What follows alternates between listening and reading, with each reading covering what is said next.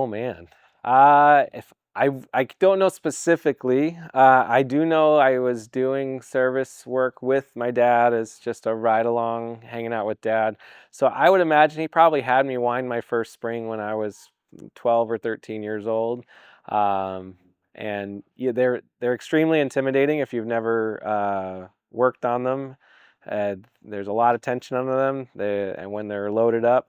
And I don't believe I finished winding it. I think I started and got nervous, and my dad chuckled and said, "I'll finish it." So I'm sure I didn't get it all the way across the finish line the first time.